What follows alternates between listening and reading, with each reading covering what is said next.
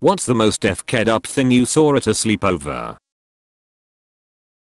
Kid who had a pee jar in his closet. It was a gallon pickle jar. If he had to pee in the middle of the night he had to use the jar. Once his mom put us in his room for the night, we weren't allowed to leave his room until she came to get us the next morning. How did they make sure of that? The doorknob was turned around backwards so they could lock us in. When I was around 13 to 14, a kid I invited over to my sleepover birthday party decided to strip down to his tighty whities right before cake and ice cream. Myself, my parents, friends and relatives were mortified. Apparently it was normal behavior at his house. Maybe he didn't want to get cake and ice cream all over his clothes. When I was 12, we went on a family trip to Vegas. I woke up in the hotel to my parents having sex in the bed next to me. I was trapped and had nowhere to go. My mom said something along the lines of, "Stop, we are gonna wake up the kids." My dad gets up, walks over to our bed and rips the blankets off our faces and said, "See fast, LAKEY should have won an Oscar." When I was in elementary school, I got invited with my sister to a birthday party of one of her friends. Everything was going fine for most of the night, and then the catastrophe happened. Her mom came down to the basement and was clearly very upset, but didn't explain why. She then had each of us line up on the stairs from the basement to the ground level of the house and brought us in one by one. I wasn't the first in line, but no one was telling us what happened once it was their turn. Finally I was up, and her mom took me into the bathroom and showed me a trash can with a poop in it. She was basically on the verge of tears, pointing to the trash can and asking me, "Is this your poop? Is this your poop?" It wasn't. We never found out whose it was. Or at least I wasn't told. We have joked that someone will finally come forward on their deathbed, but my sister and I have since lost contact with those girls, so we may never know. When I was about 14, some friends and I had a camp out in one of our backyards. This was in a regular, older neighborhood in the city, but certainly not rich, but not the ghetto either, just a working class neighborhood. Anyway, I have no idea what time it was, but I woke up and there was this guy standing in amongst us as we lay there on the ground in our sleeping bags. He was just looking at us. I freaking froze, but I was ready to scream my lungs out as I watched him through the slits of my eyes. After what seemed like a year, he stepped out from between us all, went over and hopped the chain link fence, and walked off down the alley. I immediately woke everyone, and we went inside to tell my friend's mom. Obviously, we finished our sleepover inside. That was also the last outside sleepover ever. Edit. I didn't expect this to blow up.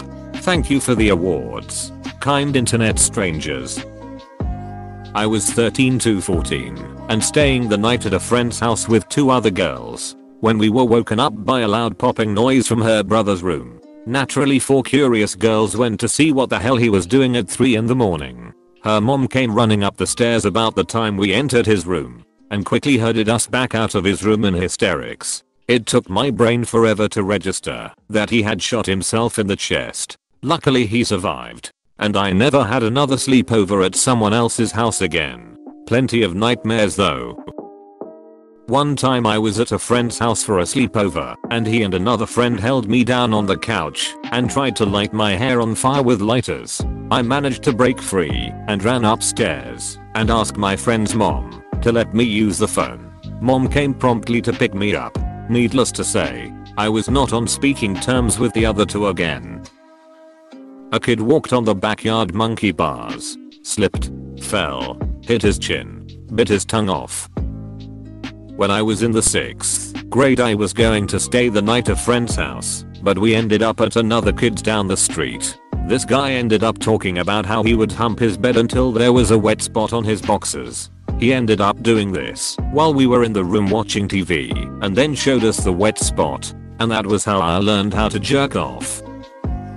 One of my BFF's dads tried to get me drunk and made a pass at me. I was 15 and staying at my one girlfriend's house. Her dad tried to be cool and buy us wine coolers, so she and I were up drinking and listening to music in her room. Her dad had to listening right outside of the door because when I went out into the hallway he popped right up in my face. He started getting way too close and handsy. This was not my first rodeo. I have been dodging my mum's sugar daddy slash BF for years. So I saw what was happening and escaped into the bathroom. I pretended to be sick until he left the hallway. I was friends with his daughter until college. I just made sure to never be alone with her dad again. Sad thing is I wasn't her only friend who he tried things with, but we never talked about it until years later. I saw porn for the first time. We were watching movies on my friend's TV and fell asleep watching. Must have been on Cinemax or something, because I woke up in the middle of the night. It was a porno of man and woman in the shower. That was really awkward since I was 13 and hadn't experienced anything like that. I was too scared to turn it off because her parents were up in another room and I didn't want them to know I was awake. So I pretended to be asleep. I eventually fell back to sleep, but it took forever. The worst was her parents fighting. They would yell, curse, hit each other, and were always drunk. What's the most fucked up is I stayed there so often that it became sort of normal to me. I didn't like it, but it wasn't something I could stop. I had so many weird and inappropriate conversations with her drunk mother. Conversations about me and my friend's sex lives or about her problems. The worst was when he shoved her into a metal pole and it bent. I didn't see it happen, but that pole was like a twisted monument to the violence that regularly took place. All the sleepovers there in my teens messed me up more than I thought. If I told my parents the whole truth of how bad it was, I don't think they would have let me sleep over. I slept over a friend's house when I was around 10 and we were playing Nintendo. At some point he yelled shit and without a word his dad comes storming into the room. Pulled him up and just started spanking him in front of me, then took him out into the hallway to scold him. Then he just came back as if nothing happened, but with a red face and teary eyes. It was the most awkward, uncomfortable night of my life, having to continue on pretending to have a fun sleepover after that, but I felt so bad for him. I did my best. It was what I imagined sleeping over at Butter's house would be like. I have another sleepover story that always sticks in my mind too, but does not deserve its own post, so I'll just summarize here. Watched Aladdin at a b-day party. Woke up later that night to friend's older bro jerking off noisily in his sleeping bag with the movie. Paused on a scene of Jasmine. Saw my friend's parents having sex. Parents had no idea me, and my friend saw them. Not something I saw, but one of my friends in high school told a group of us girls at a sleepover that she'd been babysitting the previous weekend, and the girl reported to her that she was being molested by her uncle. My friend was so upset and scared to tell her parents. They were family friends and hadn't told anyone. We made her go upstairs and tell her mom. Her mom called the other family, and we basically heard both her parents sobbing off and on all night. The other parents called the cops, and as far as I recall, the uncle was arrested and spent some time in prison. My friend was really scared she'd have to speak in court, but didn't have to. That's rough. But I'm glad you guys advised her to do the right thing for the kid she was babysitting. I remember we did a secondary school bonding thing in our first year, where you effectively go to a summer camp for the weekend with the whole year group. About 211-12-year-olds. To get to know everyone. Sleeping arrangements were in dormitories with bunk beds, separated by gender. About 30 to a room. Lights go out in my dorm. No teachers. Just 30-12-year-olds that don't know each other that well. A kid farts. Hilarious. Someone else farts. A few others. Then, I vividly remember a distinct sloppy sound followed by a panicked "oh." A kid shat himself. I would also like to note, this was not the only public pants shitting by this kid. He did it again final year during the Duke of Edinburgh. Overnight whilst camping. I was sharing a tent with him. My friend's older brother would get mad at her for small things, went in his room, lost the TV remote, shut her door too loudly, and proceed to beat the s out of her, pull her hair, and hold her down, and punch her in the sides. Literally throw her across the room. He was almost 10 years older than us, and easily had 150 pounds on her.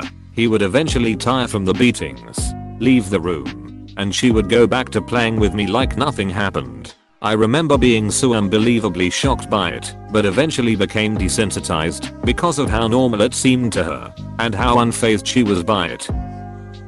I was about 10. Stayed over my friend's house. He lived in a sketchy part of Sydney. A whole SBS series was actually released about this area called Struggle Street, and essentially, we stayed up all night. But we could hear shouting and screaming from a few houses down. Curious and scared, cause we were 10, we went outside to try and see what was going on. When 2 houses down we saw a woman in like a tank top and tights. She was bruised and was crying, while a man was dragging her by the arm back inside the house. She kept pulling away, so he pushed her. She fell down the 2 steps out front and hit her head on the grass. She didn't get up after that. The ambulance came about an hour later. We still haven't spoken about that night since. Until now, I guess. Edit. This was 12 years ago, but I'm pretty sure she was alright. Not a sleepover in the traditional sense, as we were both in our early 20s. But I once had a friend visiting from interstate, and I let him crash at my parents' to save him on accommodation costs. Trying to be a good host, I let him sleep in my bed, and I slept on the floor. Woke up to the sound of this shithead wanking in my bed. Who effing does that? Still pisses me off to this day. I took a bath, and when I got out my friend told her mom I had soap in my bag. I never said that, and her mom made me get back in the bath and washed my bits for me. So wrong now that I'm an adult and think about it. Woke up to my friend watching porn on the PS3. Found my friend's older brother's an in-body pillow. He had clearly did the dirty with it. His body pillow stands up on its own. We were playing hide and seek with my friend's little sister, and I went into the unlocked bathroom while loudly saying, "Where could she be? Ma been here." The little sister was 5. We were 10, and the father was jackhammering his D while staring at himself in the bathroom mirror and had his other hand tweaking his nipple. I left and walked home. When I was like 9 or 10, I spent the night at a friend's house. I knew his mom was pretty strict, but holy yes did I find out how much. He did something really minor like leave his socks in the living room, and she started shouting at him like he left a turd on the floor or something.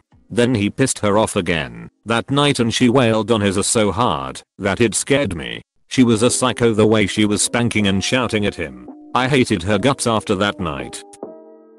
When I was about 15, there was a couple in my cousin's congregation that offered to host a sleepover for some of the teen girls. I was staying with my cousin at the time, so I went with her to their house for the sleepover. When I got there, I realized that this couple only had one kid, and it was a little boy, maybe 6 or 7 years old. The couple set us 5 teenage girls up in the basement. It was furnished and carpeted, not a creepy basement, and the wife set out a bunch of snacks, and then we didn't see her or the little boy the rest of the night. But the 30-something dad spent most of the evening with us, offering us sips of his Kahlua drink and leaving the liquor cabinet doors open when he would announce that he was going to another room. I was creeped out, but I was so sheltered at the time that I didn't understand why exactly until years later. A kid got on the treadmill and put it as fast as it could go. He tripped and held onto the handles as his feet and legs were dragging on it. Skin was peeling off everywhere. He literally skinned his own legs. Here's me. I was the stupid kid. My mom screaming at us for covering the kitchen floor with water and dish soap at 2 a.m. so we could go skating. At the time I really couldn't understand what she was so upset about. But, Mom, we are helping clean. Apostrophe. A friend of mine went to have a sleepover at his friend's house after the friend threw a baby shower. Not only was the friend's pregnant girlfriend drinking and smoking weed, but my friend said that he had to sleep on the floor and noticed things crawling along the floor. They were maggots. He ended up sleeping in his car. The dad's mistress came over. Apparently the mother knew of her existence, and it had been putting a strain on things. My buddy and I hid in the basement while the wife and mistress were screaming at each other upstairs. Shockingly did not cause a divorce.